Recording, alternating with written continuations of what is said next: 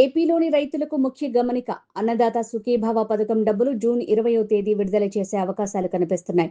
PM Kisan Yojana 23వ విడత నిధులను June 20న విడుదల చేయాలని కేంద్రం నిర్ణయించింది.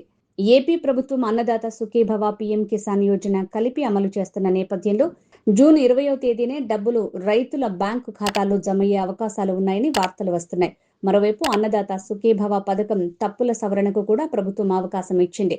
రైతులకు శుభవార్త. కేంద్ర ప్రభుత్వం జూన్ 20వ తేదీన పీఎం కిసాన్ యోజన నిధులు విడుదల చేయనుంది. ఏటా 3 సార్లు నిధులు విడుదల చేస్తున్న కేంద్రం జూన్ 20న పీఎం కిసాన్ యోజన 23వ విడత నిధులు రైతుల బ్యాంకు ఖాతాల్లో జమ చేయనుంది.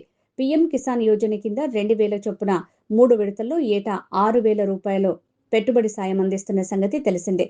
అయితే ఆంధ్రప్రదేశ్ రాష్ట్రానికి సంబంధించి అన్నదాత సుఖీభవ పథకం, పీఎం కిసాన్ యోజన కలిపి అమలు చేస్తున్నారు.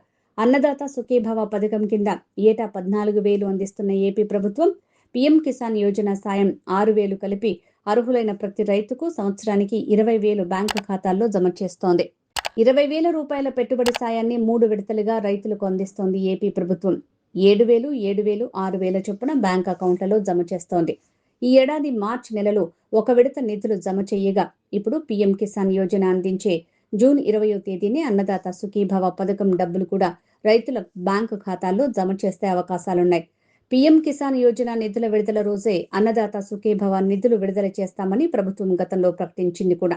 ఈ నేపథ్యంలో జూన్ 20న రైతుల బ్యాంకు ఖాతాల్లోకి డబ్బులు పడే అవకాశాలు ఉన్నాయి.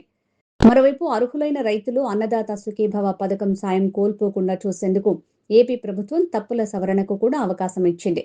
ఏవైనా తప్పుల కారణంగా అన్నదాత సుఖీభవ సాయం పొందని రైతులు తమ సమీప రైతు సేవా కేంద్రాలకు వెళ్లి వివరాలను నమోదు చేయించుకోవాలని అధికారులు సూచిస్తున్నారు. అలాగే భూముల వివరాలకు ఆధార్ లింక్ చేయించుకోవాలని సూచిస్తున్నారు. ఆధార్ ఇనాక్టివ్ అని వస్తుంటే సరిచేయించుకోవాలని చెప్తున్నారు.